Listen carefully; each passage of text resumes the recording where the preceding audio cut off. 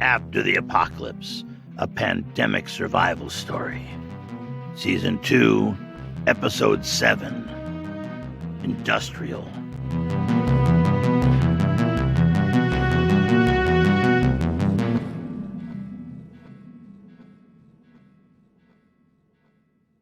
It was slippery and tough going in the industrial rubble by the river's edge. The old man pulled himself up over a concrete slab that blocked the trail.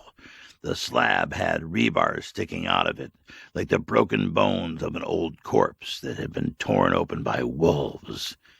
He wiped orange rust stains from his hands and turned to see where Brad was. The kid was struggling to keep up. The old man didn't get it. What was this kid, 26 or 27 years old, and he was struggling to keep up? The industrial area along the river wasn't the easiest place to traverse, but still, the kid should be able to stay with him. Mags had asked them to reconnoiter here to make sure she knew what was on their flanks, to make sure they weren't surprised. But it wasn't easy. There was no tourist river walk set up by the Chamber of Commerce to revitalize the area. It had been a hard-working industrial factory town, but now it was a graveyard of crumbling and abandoned mills. Nothing had been revitalized here for 100 years. There were these jagged hunks of concrete, slick with moss and age.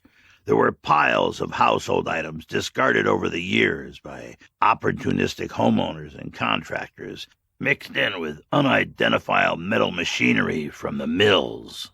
This place had been an apocalyptic hellscape even before the virus showed up. The old man sat on the concrete chunk and waited for Brad to catch up. He inspected a fresh tear in his sleeve from a wild blackberry cane. Figures, he thought to himself.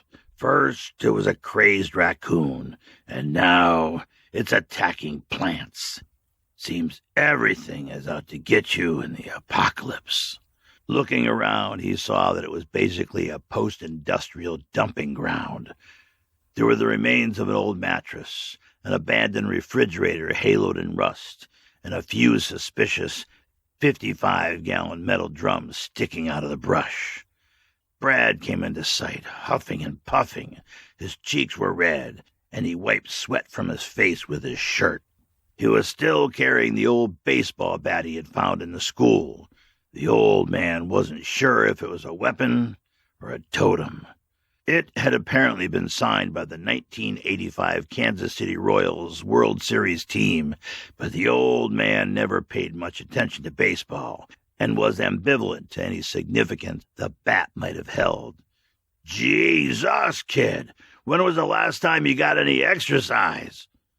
I'm okay, Brad said, sitting down to rest next to the old man. It just takes me a little while to get warmed up.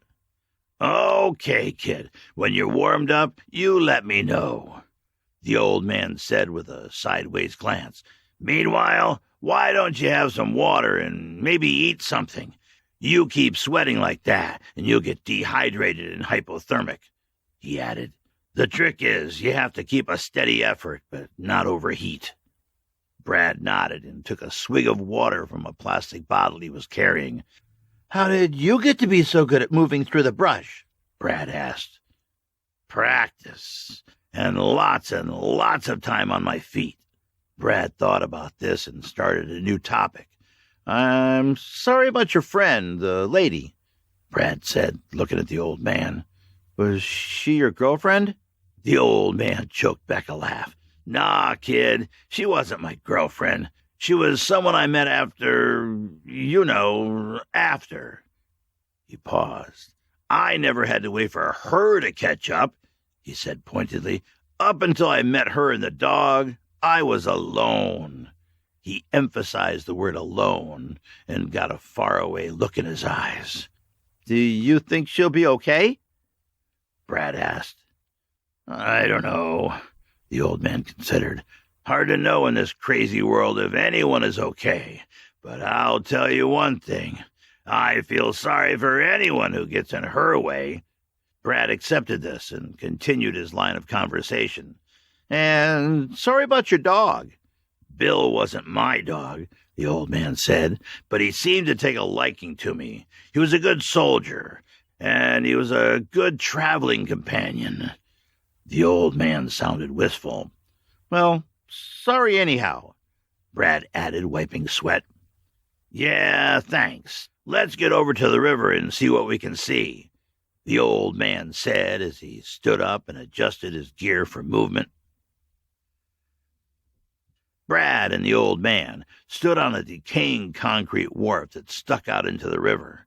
It was cracked and torn by years of neglect and weather. They looked up the river towards the bridge. Half the bridge was gone. The shuttle bus that had been their escape vehicle had fallen into the river as well. The old man could see it with his field glasses. It was wedged upside down in a jumble of bridge wreckage. The far bank of the river where the bridge abutment failed was carved out by the force of the water, the roadway half gone. "A few more years, and that river may wash away Main Street and wipe out half the town over there," the old man said to no one in particular. Before humans showed up with their dikes, canals, and dams, the great American rivers were constantly shifting course, meandering, finding their own way around obstacles in their constant march to the sea. Now, with man once again out of the picture, they were returning to their natural careers and carving the land as they saw fit. "No one is getting across using that bridge," Brad said with confidence. "You're right about that," the old man replied. "I suppose they might be able to get across in boats, if they had boats, but they are not getting any vehicles over." He looked across the 200 yards of river to the other shore. The raging torrent had subsided, but the flow was still steady and strong. It's clear why the industrialists had built their mills and factories here. Historically, he thought, rivers had made good boundaries to keep the barbarians out. Maybe this one would serve the same purpose now, for them, in this new world. "Mags will be glad to know they can't get to us," Brad said. "Maybe we can settle in." The old man looked at him skeptically and wondered what kind of irrational hope was in Brad's head. "How do you think this ends, Brad? I mean, what's your end game? You and Mags set up some sort of subsistence farming frontier community? Maybe find some chickens and set up some huts to live in?" "I hadn't really thought about it," Brad said defensively. "I just was saying we're safe for now. I can't remember the last time I was with anyone I could trust, or last time I even felt safe." He pointedly held the old man's gaze. "That's the problem," the old man continued, warming to the topic. "The now of survival starts to overwhelm the past and the future. When everyone is worried about making it through the next 24 hours, no one thinks about the future." "So what is the future?" Brad asked. "And how do we get there?" "That's the right question," the old man said. "Who's going to keep the lights of civilization on? We can't just go back to goat herding. We've got to find a way to keep what we've learned as a species, at least the good parts." "How do you think we do that?" Brad asked, genuinely interested. "I don't know." The old man shook his head. "I think it starts with not forgetting. I think it starts with knowledge. Do you know how to make a diode or a turbine or even a truck engine?" "I know how to drive a truck," Brad offered. "Well, that's up for debate." The old man poked fun at Brad, gesturing towards a sunken courtesy van, but then continued in a more serious vein. "Your generation is going to need to focus on maintenance. We're going to need mechanics, engineers, and technicians as much as goat herders and farmers." The old man looked back out across the river. "But first, we need security and stability." "Let's move," the old man said in a tone of quiet resignation. Willie held her breath and prepared to strike. The big dog held his ground and prepared to fight.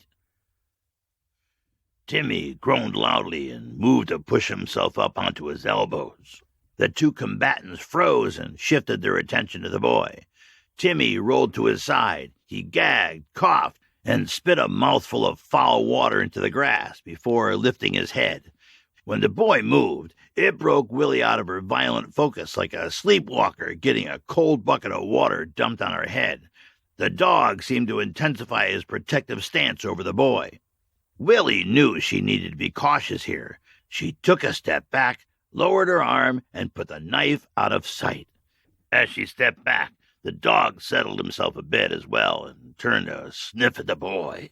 Willie felt the adrenaline draining from her body. Who?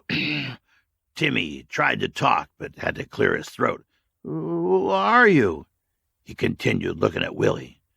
Hey, kid, Willie said, cocking her head. How you doing? I really don't feel so good, Timmy said, sitting up and looking around. He noticed the hostility between the dog and the girl. He tensed himself. What are you doing? He asked suspiciously. Willie decided that helping the kid and turning down the heat on the guard dog was the best path to survival for the moment. She smiled and made sure her knife was securely back in its hiding place. She relaxed her posture. She knelt down to be at the same level as the boy and put her empty hands out in the open. Timmy looked confused. It's okay, Willie said in a calm voice filled with empathy. I'm Willie. The boy relaxed. I am Tim, and they call me Timmy, and this is Bill. Willie looked warily at the big dog. Yeah, I already met your dog. He's not my dog. He's the old man's dog, but he just rescued me from the river. Wow, I could have drowned if Bill didn't come for me. Timmy grabbed Bill's harness and hoisted himself unsteadily to his feet. Take it easy, kid, Willie said, and continued. That dog seems a little aggressive. I don't think he'll hurt anyone who isn't trying to hurt him, Timmy said, petting Bill's big head. The dog looked at Willie, but had put his teeth away. For now. Okay, why don't you keep hold of him and come with me? We'll get you dried out and warmed up and maybe some food and water. She considered this. But maybe you've had enough water for today, huh? Brad and the old man continued to pick their way downriver through the old industrial lots choked with weeds and brambles. Fire! Brad said, pointing across the river. The old man looked up as well and saw the thick black smoke billowing from a row of buildings on the waterfront. He pulled his field glasses out and peered across the river to where the smoke was rising. He saw movement along the road. It was the king's men. They were burning that block of buildings. That explained the fire. Even with all the rain, the old buildings with their old wood beams would burn if given enough encouragement. Vehicles of the king's army were moving around the burning buildings as if patrolling or looking for something. The old man continued. Could be just more random destruction by those jerks, but if I had to guess, I'd say they're trying to burn someone out. Maybe your girlfriend, Brad suggested. Maybe, the old man agreed, but there's nothing we can do about it from here. Let's keep moving so we can get back. They were navigating a particularly crowded back lot behind a mill building that looked like it had housed some sort of metal fabrication business. They found a loose section in the chain-link fence to climb under. There were stacks of rusty metal pipes and rusting chunks of unidentifiable machine remnants. Jeez, the old man grumbled. I'm going to need a tetanus shot. He was leading the way when he heard Brad trip and swear behind him. Brad had managed to tangle his foot on some old cabling and was sprawled on the ground. There was a loud crash. Brad's fall had somehow dislodged a 5-gallon water carboy, which toppled down into an empty dumpster with a horrendous crash that echoed off the buildings around them. The old man winced. Nice work, klutz. You're like trying to work with a drunk toddler. Can you watch where you're stepping? Sorry, Brad said sheepishly, brushing dirt off his pants and shirt. Didn't see it. Come on, the old man said, looking around and squinting at the sun in the sky. We should head back pretty soon. The body sitting in the lawn chair was a bit jarring at first for Timmy. Willie hadn't seemed to worry too much about it. She marched right by with a cheery and peremptory comment and a wave of her hand. "Don't worry about old Joe there. He's my scarecrow." "Scarecrow?" Timmy asked, not so sure why a mummified corpse could be dismissed as easily as a garden gnome. "Yeah, if anyone comes snooping around, they see old Joe and they don't see me. My most important skill is being invisible. That's how I always survived on my own." Bill stayed near Timmy and Willie, checking out the area, pausing to sniff the corpse in the chair and staying alert. She led the boy and the dog around a corner, slid a piece of plywood aside, and led them into a small brick room. From what looked like random junk, she pulled boxes out for them to sit on and set one up as a table. She moved another piece of board aside, revealing a metal drum that had been converted to a makeshift stove. Some ducting had been jerry-rigged to carry the smoke over the old mill's smokestack. She threw some hard pieces of wood in and stirred them around before closing it up. She noticed Timmy inspecting her work. "I run the smoke up the old stack. Same reason the old-timers use those big stacks. It moves the smoke over into someone else's neighborhood, far enough away that it can't be traced back to me." She thought about it and added, "It's not perfect, but it keeps me warm and keeps me from dying of carbon monoxide poisoning. Where I used to live, people would die every year trying to survive a cold winter night in their old cars with the engines on." Bill sniffed around. Timmy nodded as if he understood and rubbed his shoulders. Willie threw him an old coat. "Here, Joe doesn't need it anymore." She stood back and watched as Timmy wriggled into the big coat. She stood, arms akimbo, inspecting. "If you want to take the wet stuff off, we can let it dry. Go ahead. Hang it up by the heat. I don't have any other clothes for you, but might have some shoes and socks stashed away. Hold on." She disappeared into another room and returned, carrying a scuffed-up cardboard box brimming with miscellaneous footwear. Timmy was digging through the box, looking for something in the right size, when they heard a loud crash from outside and behind the building. Willie was immediately on alert. "Come on," she said. "We gotta hide," and began quickly moving boxes and boards around to return the room to its unlived-in state. She led Timmy quickly out a side window, and the dog jumped out behind them. She rounded a corner and lifted the edge of a corrugated metal sheet lying on the ground at an angle to the building. As she pried up the covering, it revealed a dark hole. "Get in," she said, and the boy, followed by the dog, complied. Sliding in behind them, she dropped the metal sheet back into place and secured it with a length of baling wire, twisting the ends and hooking them around an old iron pipe. Inside the hole, there was a mattress and enough room for the three of them to lay down. It was a disused bulkhead. At one time, it might have been used as a coal chute. When it was first built, it would have been connected to the mill basement. Now, the space was bricked off, creating an unnoticeable void in the yard. A perfect place to hide in the apocalypse. Willie grew up with the knowledge that having a good place to hide could save your life. Willie turned to Timmy in the darkness and whispered, "Someone or something is out there. Stay quiet, and we'll wait for them to pass through." She added, as if repeating a drilled-in school lesson, "If they can't find you, they can't kill you." Timmy nodded his head and held Bill's harness.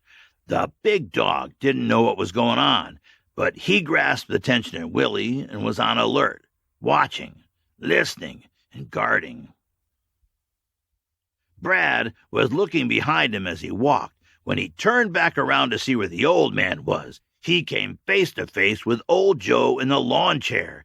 Brad yelped and jumped back. "What the hell is that?" he said to the old man, pointing with his bat. The old man stopped and considered. "Halloween decoration?" Then more seriously, "It's a dead guy, and probably not the last one we're going to see." He unshouldered his crossbow and made ready. "Stay alert."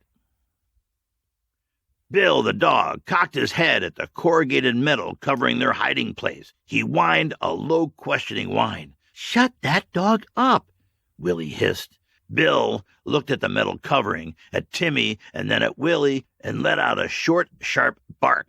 "Quiet, Bill," Timmy pleaded, but the big dog was becoming more and more agitated. Willie let the knife slip from her sleeve. "Shut him up, or I will." "I'm trying," Timmy said. "Something's wrong with him." The old man circled around the corpse in the chair. He looked around with his crossbow ready. He sniffed the air and said, "Do you smell wood smoke?" "I don't see a fire, but I think I smell smoke." Brad hung a few steps back. "From across the river," he guessed. "Curious," the old man said, raising one hand to scratch his patchy beard. "What was that?" Brad asked. "What?" the old man responded. "I thought I heard something."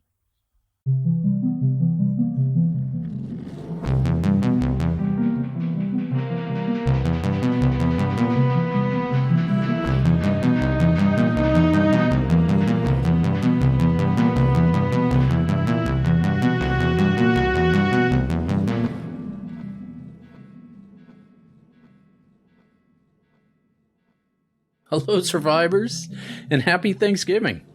This is Chris, your hostess with the mostess here.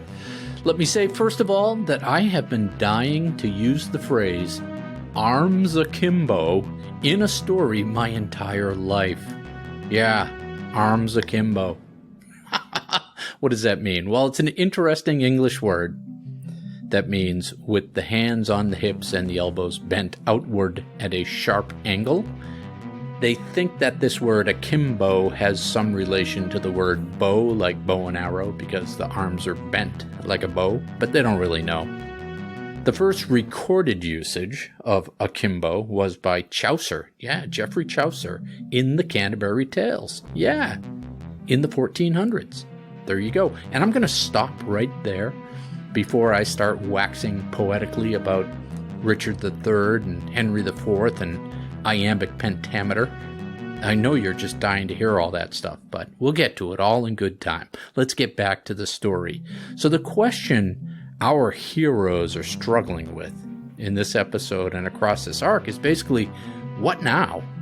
If you survive the apocalypse, what happens next, right? What's the purpose? Apocalypse or not, we humans need purpose. We need something bigger than ourselves to pull us through this miserable life and make us act bigger than we are. So what is our purpose as survivors? Once we've figured out how to live another day, once things start to settle down, what's the next thing, the next big thing? So what do you do when the struggle to survive is no longer critical? Can you pivot to innovating and building new things? Or are you going to be like that person who wins the lottery and is dead in a year because they had no reason to survive, right? They got everything they wanted. They had their reason to survive, to fight, just stripped away. Humans without purpose are dangerous. That's why we make up stuff. We make up stories. We make up narratives out of whole cloth to invent a purpose. We're a strange, neurotic race of sentience. No? And by the way, out of whole cloth means totally fabricated and has its origin in the early 1800s when industrial looms started making cloth. Yeah. Just like in our mills by the river in this episode. See what I did there? I brought it all the way around. And our little show's reach has really accelerated in the last couple of months. Our scorecard for this week, drum roll, is 62 survivors in our Facebook group from all over the world. Thank you, folks. More than 42,000 all-time downloads since our inception this time last year.